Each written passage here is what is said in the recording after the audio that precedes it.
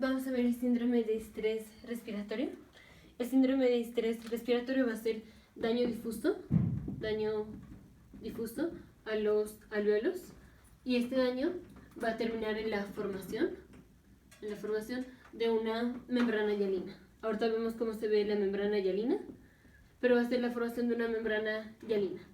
Y esta membrana hialina va a terminar en impedir la difusión de los gases, y entonces el paciente se va a presentar con falla respiratoria. La falla respiratoria se va a presentar en menos de una semana después del evento inicial. Ahorita vemos cuáles son los eventos o cuáles pueden ser los eventos iniciales, pero así va a estar definida la falla respiratoria, el estrés respiratorio agudo.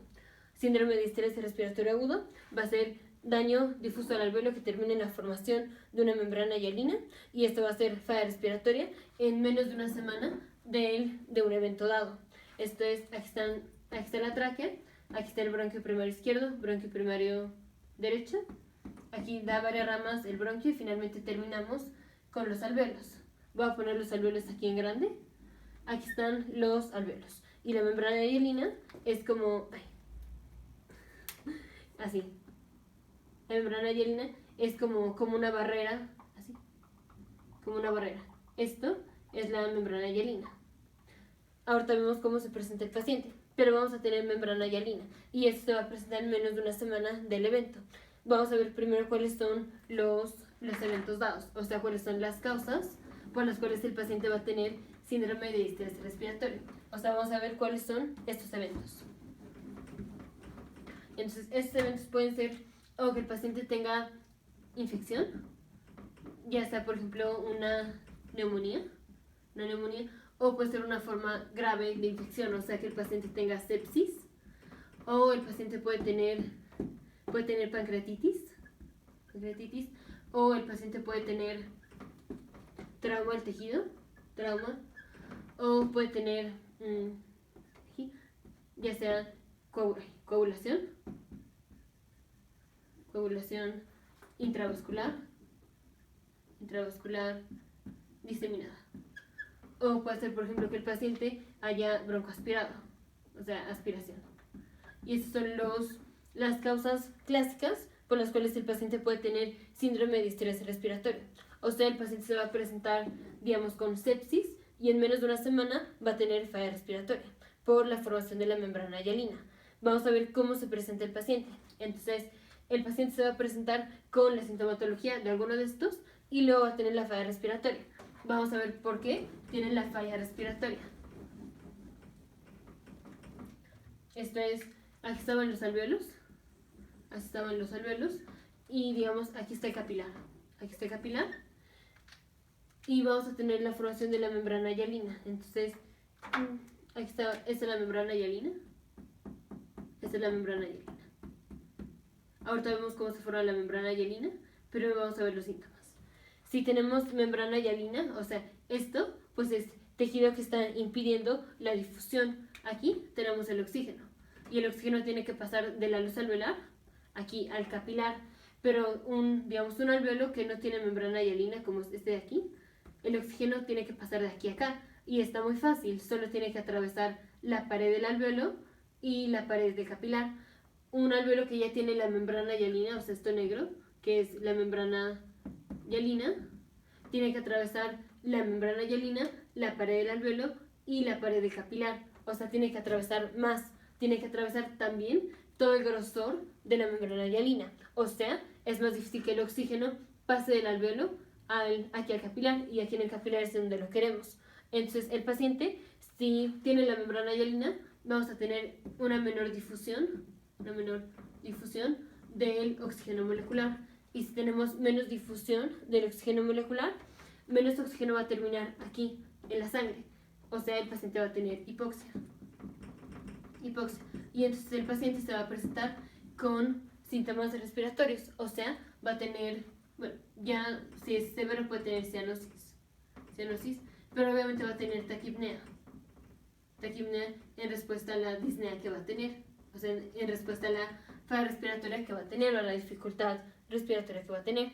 Así se va a presentar el paciente con el evento primario, y en menos de una semana va a venir con disnea o digamos dificultad respiratoria. Antes de continuar, antes de ver el diagnóstico o cómo se hace el diagnóstico, vamos a ver cómo es que se forma la membrana. ¿Cómo se forma la membrana? Vamos a ponerlo por pasos. Entonces, paso 1, vamos a tener, dijimos, daño difuso al alveolo. Entonces, tenemos daño a los alveolos. Paso 2, si se dañan los alveolos van a producen citoquinas proinflamatorias. Y estas citoquinas proinflamatorias atraen a los neutrófilos, al sitio en donde se están produciendo. Entonces vamos a ir poniendo el diagrama. Aquí estaban los alveolos y aquí estaba el capilar. Dijimos va a haber daño a los alveolos, entonces hay daño a los alveolos, se van a liberar citoquinas proinflamatorias. Les voy a poner aquí en negro. Estas son las citoquinas proinflamatorias. Y las citoquinas proinflamatorias van a pasar de aquí al alveolo y pueden pasar aquí al capilar o a la luz del capilar. Y estas citoquinas proinflamatorias atraen a los neutrófilos. Entonces vamos a tener neutrófilos aquí. O sea, los neutrófilos se van a estar reclutando al sitio en donde se están liberando las citoquinas proinflamatorias. Estos son neutrófilos. Los neutrófilos están llegando aquí al sitio en donde se están produciendo las citoquinas proinflamatorias. Y una vez que tenemos los neutrófilos aquí, los neutrófilos se van a activar. En su paso 4 se activan los neutrófilos. Y la activación de los neutrófilos termina en la producción de mediadores tóxicos. Mediadores tóxicos como son, por ejemplo, las especies reactivas de oxígeno, como es, por ejemplo, el superóxido, que se pone O2 y un puntito. Esto es superóxido, que es una especie reactiva de oxígeno. O puede ser, por ejemplo, la liberación de las proteasas. Entonces, aquí tenemos los neutrófilos y los neutrófilos están produciendo especies reactivas de oxígeno o proteasas. Entonces, estas, digamos, son las especies reactivas de oxígeno, y las especies reactivas de oxígeno hacen daño o dañan al endotelio. Entonces, paso 6, vamos a ponerlo aquí. Paso 6 es daño al endotelio. Entonces, ya voy a ir borrando aquí. Voy a poner otra vez los alveolos y el capilar. Aquí estaban los alveolos y aquí está el capilar. Solo que ahora voy a agregar las células endoteliales. Ya sabemos que los capilares o todos los vasos tienen así las células endoteliales.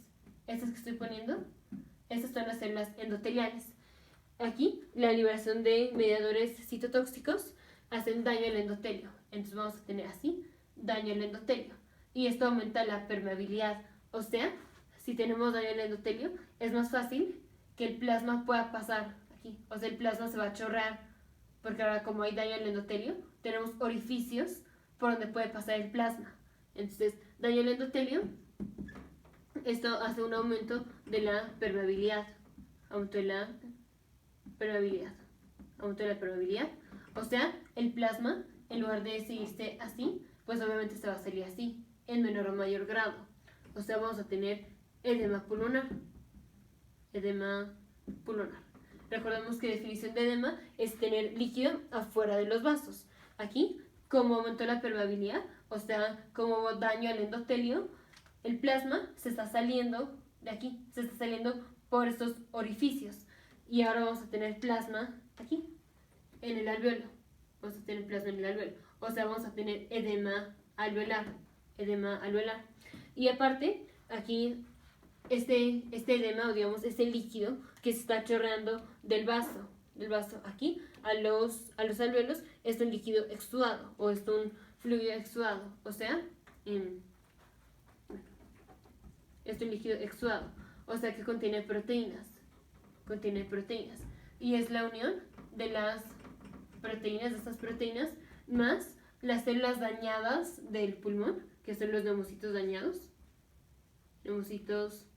dañados, los que forman la membrana hialina. En su paso 10, membrana hialina. O sea, al principio dijimos tenemos daño a los alvéolos. Y este daño a los alvéolos, pues es daño a los neumocitos. Aquí tenemos neumocitos dañados. Y al combinar o al unir esos neumocitos dañados con todo el líquido que se está saliendo de aquí del vaso, eso forma una masa. Y esta masa se llama membrana hialina. Entonces voy a poner la membrana hialina. Esta es la membrana hialina. ¿De qué está compuesta la membrana hialina? La membrana hialina está compuesta de el exudado, o sea, de las proteínas y el líquido y todo eso que esté en el plasma, y de neumocitos muertos o neumocitos dañados. Esto va a ser la membrana hialina y esto va a estar aquí en el alvéolo. Esto, la membrana hialina, lo que impide la difusión o lo que hace que sea más difícil que el oxígeno atraviese el alvéolo y finalmente termine aquí en el capilar. Es esta membrana hialina. Entonces ya vimos cómo se produjo la membrana hialina, ya vimos la patofisiología, ya vimos las causas, vamos a ver el diagnóstico. Entonces, ¿cómo hacemos diagnóstico de síndrome de estrés respiratorio? Esto es un diagnóstico de exclusión. Vamos a ponerlo. Es un diagnóstico de exclusión. Eso quiere decir que ya una vez que el paciente viene con falla respiratoria y hayamos excluido todas las causas por las cuales el paciente puede tener falla respiratoria, podemos considerar que el paciente tiene síndrome de estrés respiratorio. O sea, si excluimos todas las causas, más ciertos criterios que vamos a ir viendo. Pero tenemos que haber excluido antes ya todas las causas por las cuales se nos ocurre que el paciente puede tener falla respiratoria. Entonces, es un diagnóstico de exclusión. Y los criterios nos los vamos a aprender con la mnemotecnia ARDS. ARDS, eso es la abreviación de síndrome de estrés respiratorio en inglés. Síndrome de estrés respiratorio en inglés es acute respiratory distress syndrome. Entonces es muy fácil. La mnemotecnia es su propio nombre, ARDS. Ahora vamos a ver qué significa cada una de las iniciales. La A lo voy a ir poniendo aquí para escribir. La A es una radiografía anormal. Radiografía del tórax anormal. Anormal quiere decir que vamos a encontrar opacidades bilaterales. Esto es la de anormal. La R, esto es de respiratory failure. O sea, falla respiratoria. Y esta falla respiratoria se va a presentar en menos de una semana después del evento, como ya vimos. Fue lo que vimos al inicio del video, que es falla respiratoria en menos de una semana. La D, esto es de decreased. O sea, vamos a tener una disminución de la relación presión arterial de oxígeno molecular entre la fracción de oxígeno molecular inspirado. O sea, al dividir el PaO2, la presión arterial de oxígeno molecular, al hacer una gasometría, entre el FiO2, o sea, entre la fracción de oxígeno molecular inspirado, este valor va a estar disminuido. O sea, este valor va a ser menor a 300. Y la otra es, como ya dijimos, es un diagnóstico de exclusión. O sea que los síntomas respiratorios, como es la hipoxia, cianosis, obviamente si el paciente tiene disnea, o sea, si tiene dificultad respiratoria, pues va a compensar con la taquipnea, o sea, aumentando la frecuencia respiratoria. Todos estos síntomas, los síntomas de falla respiratoria, van a ser por causa que no es por falla cardíaca, que no es por falla cardíaca. Ya en un video anterior vimos que la falla cardíaca del lado izquierdo, falla cardíaca izquierda, puede terminar en edema pulmonar y puede ser falla respiratoria. Pero este no es el caso, dijimos, es un diagnóstico de exclusión. Si el paciente tuviera falla cardíaca, esto ya no sería síndrome de estrés respiratorio, porque ya tendríamos esta causa para decir que el paciente tiene daño al alvéolo. Entonces, síndrome de estrés respiratorio es un diagnóstico de exclusión. Si el paciente tuviera falla cardíaca izquierda, puede tener daño al alvéolo y esto pues va a terminar en falla respiratoria. Esto no es síndrome de estrés respiratorio. Síndrome de estrés respiratorio es la formación de una membrana hialina que terminen en la falla respiratoria en menos de una semana, y no podemos tener otra causa, o digamos una causa aparente, que haya producido la falla respiratoria, como es la falla cardíaca izquierda. La falla cardíaca izquierda hace edema pulmonar y el paciente va a venir con falla respiratoria, pero no nos hace la formación de membrana hialina. Entonces, si el paciente tiene falla cardíaca, puede tener falla respiratoria, pero eso no es síndrome de estrés respiratorio, porque no forma membrana hialina y no cabe en el diagnóstico. Entonces, criterios para decir que el paciente tiene síndrome de estrés respiratorio es una radiografía anormal, que vamos a encontrar opacidades bilaterales, que el paciente tenga falla respiratoria en menos de una semana del evento, o sea, en menos de una semana de que viene con pancreatitis, o de que viene con broncoaspiración, o con trauma al tejido, o con coagulación intravascular diseminada, o sea, lo que vimos al principio. El paciente, si hacemos su presión arterial de oxígeno y la dividimos entre la fracción de oxígeno inspirado, esto, si es menor a 300, es diagnóstico. Y va a tener síntomas respiratorios, pero ya vimos, o bueno, para este entonces ya tenemos que haber descartado causas por las cuales el paciente puede tener falla respiratoria, como es el tener una falla cardíaca izquierda. Si el paciente no tiene falla cardíaca izquierda y no tiene otra patología por la cual puede tener falla respiratoria, entonces si cumple con estos criterios, podemos decir que el paciente tiene síndrome de estrés respiratorio. ¿Cómo vamos a tratar a estos pacientes? El tratamiento va a ser le vamos a dar, primero, vamos a tratar la causa principal, tratamiento de la causa primaria. Por ejemplo, si tiene pancreatitis, pues vamos a tratar la pancreatitis. Si tiene sepsis, vamos a tratar la sepsis. Y lo otro, ya va a ser como tal, el tratamiento del síndrome de estrés respiratorio, o sea, el tratamiento de la falla respiratoria, que es darle presión positiva, presión de expiración positiva. Y en otro video vimos qué es esto. Esto le vamos a dar presión de expiración positiva.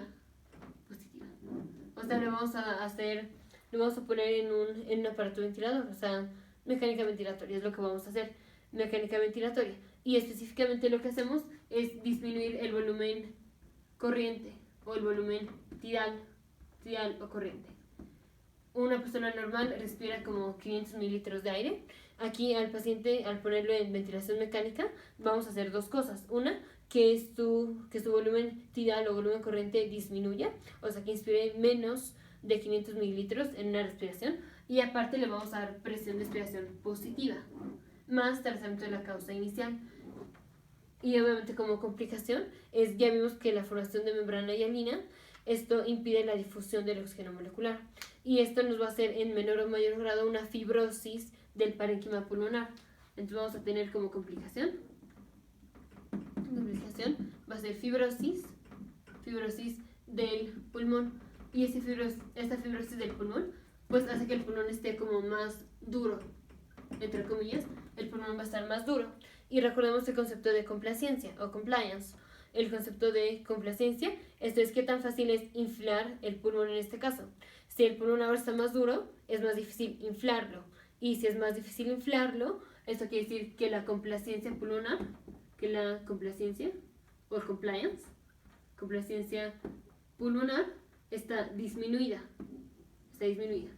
Entonces, síndrome de estrés respiratorio es un daño difuso a los alvéolos que termina en la formación de una membrana hialina que va a hacer falla respiratoria en menos de una semana de que el paciente viene con un evento dado. ¿Cuáles son los eventos dados? Ya sea pancreatitis, sepsis, una neumonía, broncoaspiración, coagulación intravascular diseminada, trauma al tejido o alguna de estas causas. ¿Y cómo vamos a diagnosticarlo? Que primero tenemos que excluir todas las causas por las cuales el paciente puede tener falla respiratoria.